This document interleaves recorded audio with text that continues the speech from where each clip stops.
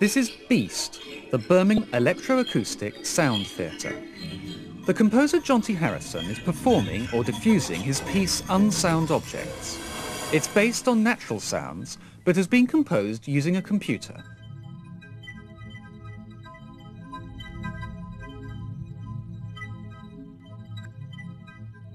The audience hears the sound all around them, coming from 20 or more loudspeakers.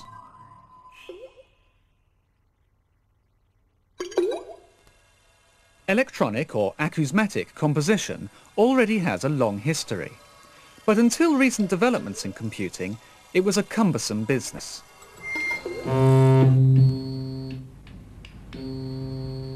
In the early 60s, the American composer Milton Babbitt worked with a massive synthesizer installed by RCA at the University of Columbia.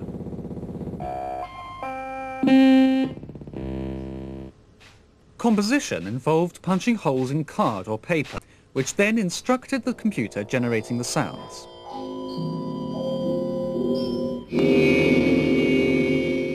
In the beginning, everything was measured according to rulers. I mean, a potentiometer is also nothing but a ruler. You can see how many degrees of volume you are able to distinguish. And the same thing is true for the durations of the sounds. We measured them all with a ruler in fractions of an inch. Tape is the key invention, really, because when you had tape recording, for the first time you were able to cut up sound with a pair of scissors. Acousmatic composers often used second-hand pieces of electronic equipment, collecting them from radio studios, army surplus, or even junk shops. Sounds were recorded and edited on tape.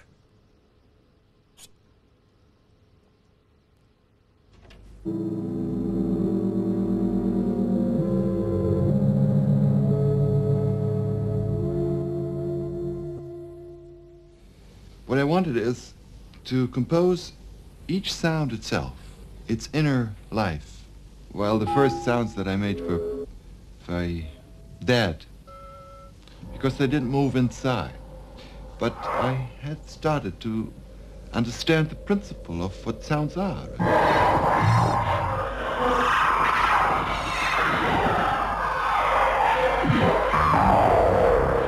Once you have a sound on a fixed medium, recorded, in other words, that sound can be manipulated, and those possible manipulations give you, as a composer, a whole new realm to explore, the rules for which may be completely different from the rules governing instrumental and vocal composition.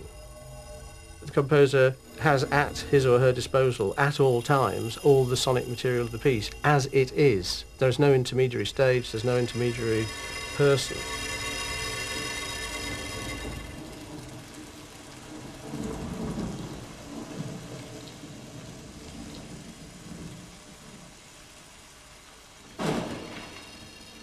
What we have now with computers, for me, is simply a transposition sideways, if you like, of all the techniques that were adopted and developed on the basis of tape technology. So you have multiple tape recorders or multi-track tape recorders, you have mixing desks, you have signal processing devices whereby sounds can be modified. Now all of this is available within a computer environment.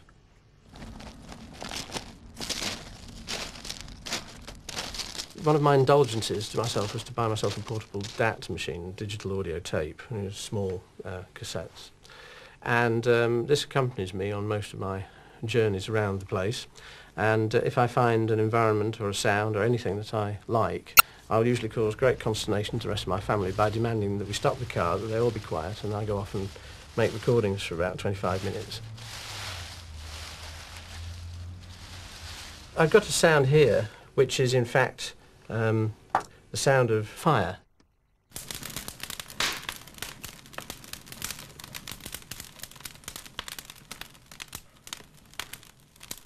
The sounds of fire, the sound of water are so crucial somewhere in our distant collective memory that they're very emotive for human beings. But on the sonic level alone, it's a very interesting sound.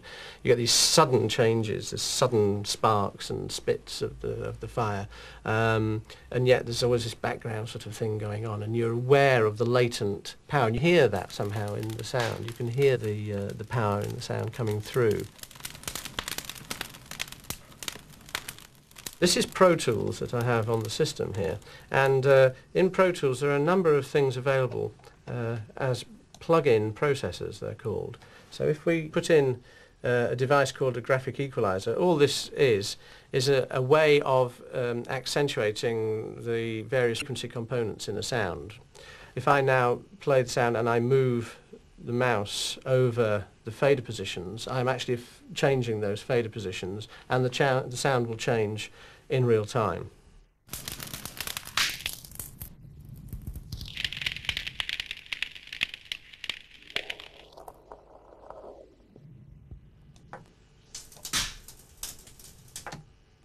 And so on. Another possible insert for this, another process that I might use, is quite an interesting one, which is really only possible with digital technology, which is a freezing algorithm.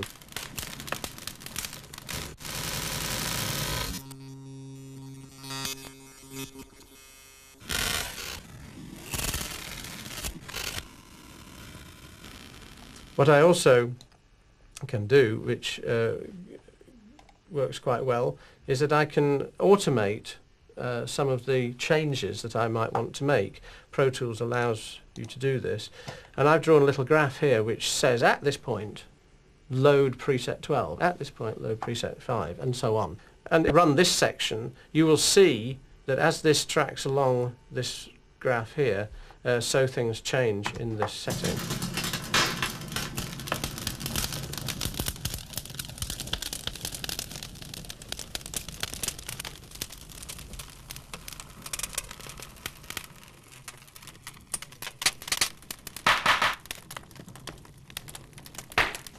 And I also have put in a graphic equalizer again on that. The faders here that are highlighted in green, I've also drawn graphs for, which means that when I run the system again, you will see these tracking together. And each one is moving independently.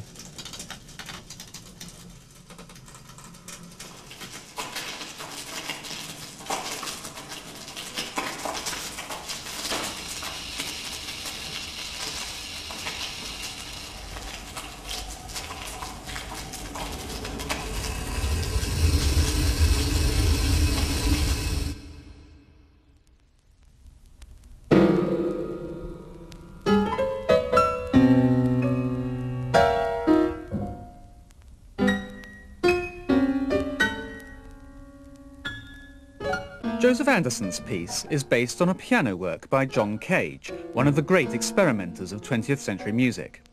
Anderson has taken the chance elements in Cage's work and extended them to explore the relationship between music and noise, a topic which fascinated Cage himself.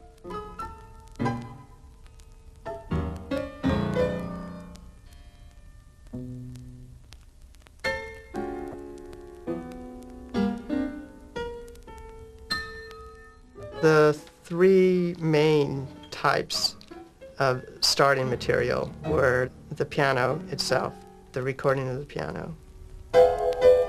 I'm trying to remember. I think it must have begun for me. Then there's a recording of Cage speaking. Then the other sound material was, of course, the record noise. The piece is really an interplay between the collision of these different sounds, and sometimes it's more or less direct mixing, you know, one placed on top of the other, or a cut from one to the other as side by side. Sometimes it's a bit more intertwined. The voice speaks with the sound of a piano.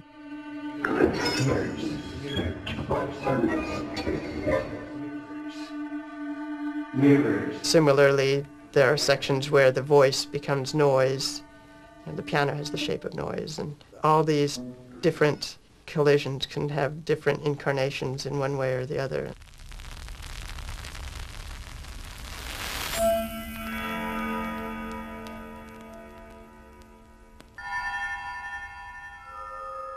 Making the impossible possible is what I look to the computer to do.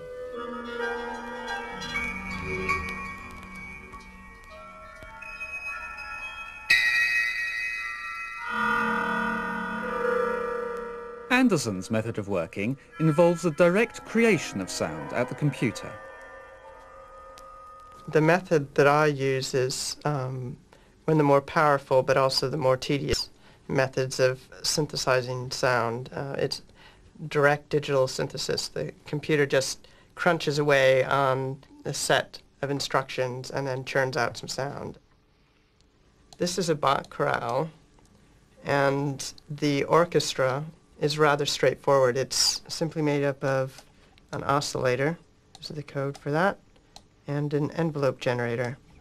And we just give it a few things: duration, amplitude, rise and decay of the envelopes, the pitch of the note, and the waveform to be used.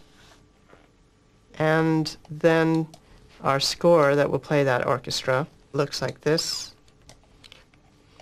And this group of notes here specifies the first phrase for the chorale in the soprano line.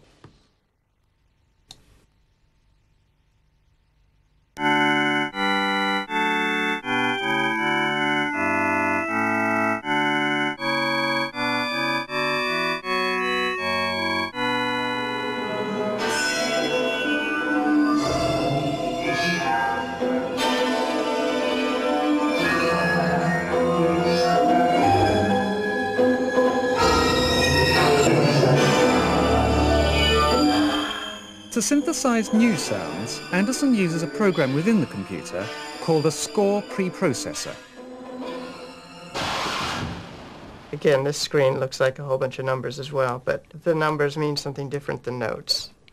They're instructions to the score preprocessor to make a bunch of notes that make a certain kind of gesture shape. In this case, it's going to sound sort of like rattling a gamelan or bell. In a way, it's instructions to allow the computer to improvise. At the very top, we have a list of possible frequencies and the associated amplitudes that go with them. And this information here is derived from an actual analysis of the gong tone.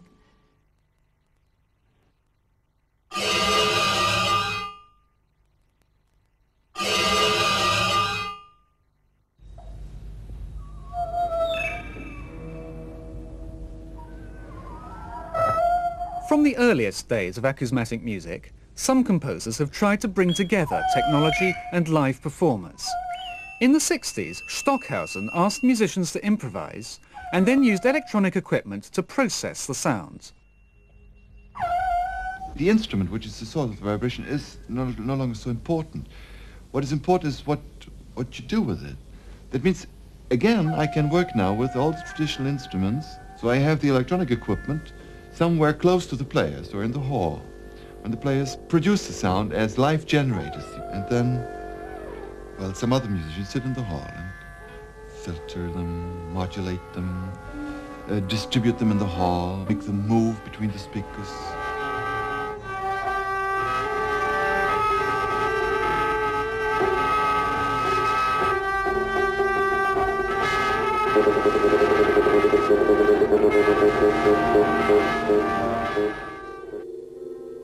Computers allowed this process to be taken further.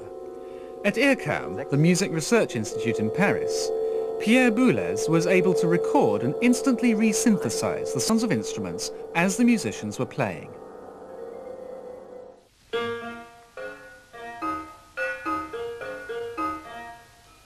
And now if I add a pedal to that, everything will be just related together.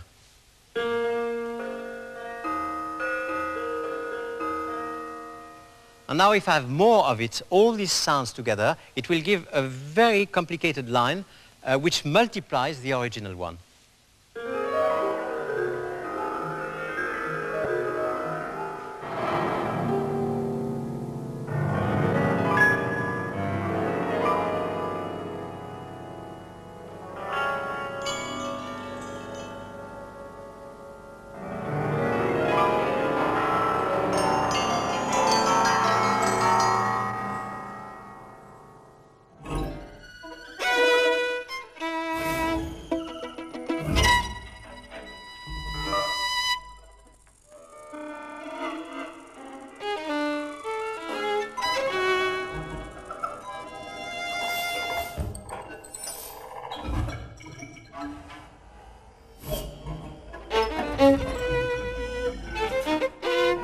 I've gone through certain phases in my compositional life. One being out and out acousmatic composer, where I said stuff performance. The performance is actually the guy at the desk who's diffusing, and it should all be on tape. But now I can see a lot of exciting opportunities for expressive performance and bringing the performer back on stage, because let's face it, the visual element does help, and if you can combine the two, then why not?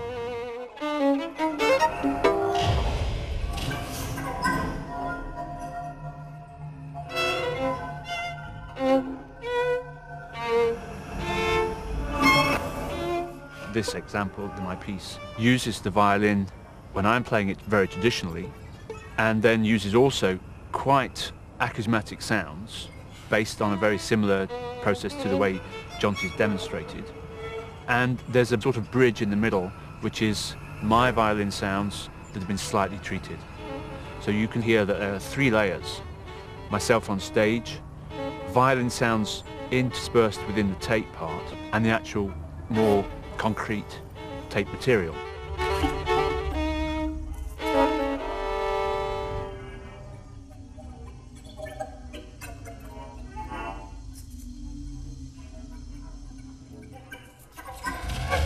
The way I've written this score is trying to put little upbeats and little pointers in the tape part that won't necessarily make it sound like a little click where it says, okay, you play now.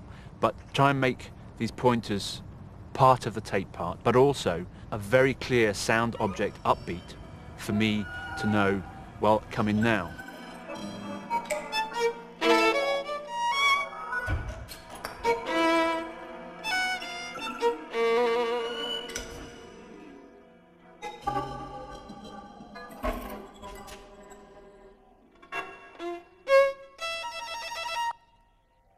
I recorded the violin part, put that on the machine, and then reconstructed a new violin part, adding the tape part at the same time. I really didn't want to write a tape part and then improvise a violin part above, or write a violin part and then add a tape part, because I wanted to write the piece as one whole unit.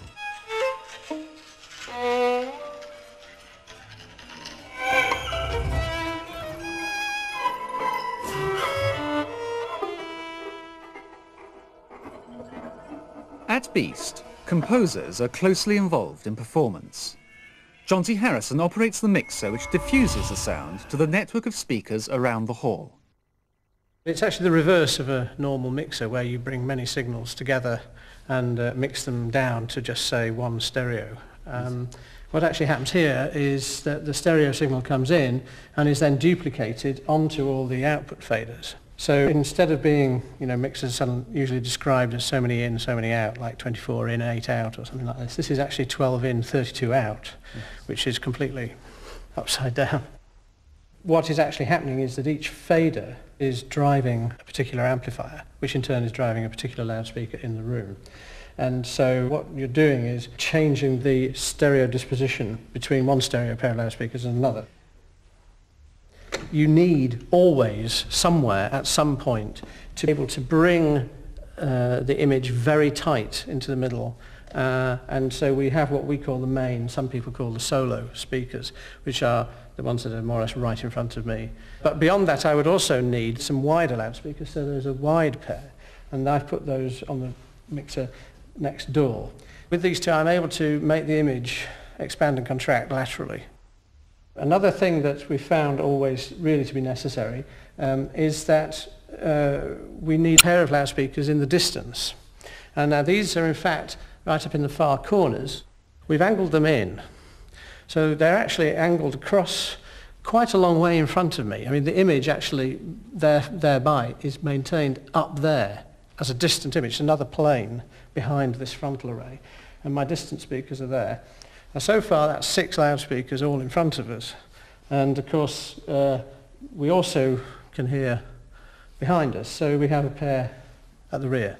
Those are the most significant loudspeakers. If I were to make sudden motions of the loudspeakers, those would be the things that would give the cues to the listener that the sound is moving around.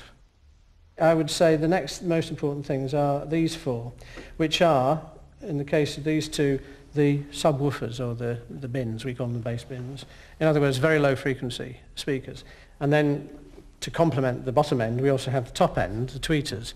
And they don't require, like most cone and diaphragm type loudspeakers, these don't need any cabinets, which is great for us, because what we've actually done is put them on the end of these arrays that look something like umbrellas. And these actually go through an equalizer, so all you're picking up are the topmost frequencies, and it has the effect of lifting the image without you necessarily being aware that all the sound's coming from up there. It's not that effect, it's one of sort of lifting the image slightly and lightening it.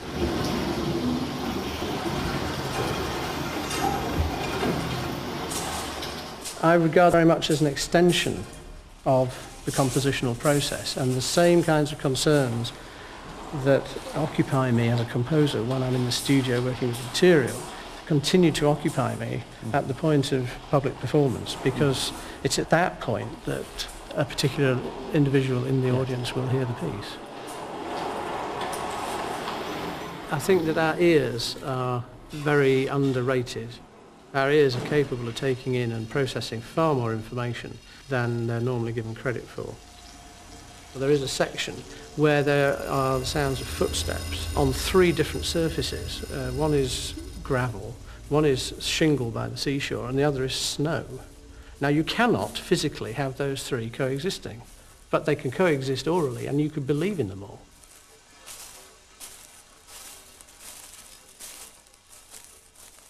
And the experience, because one is able to cut, because one is able to dissolve, those other techniques that cinema has, it is like a kind of internalized cinema that happens when the ear is stimulated in this way.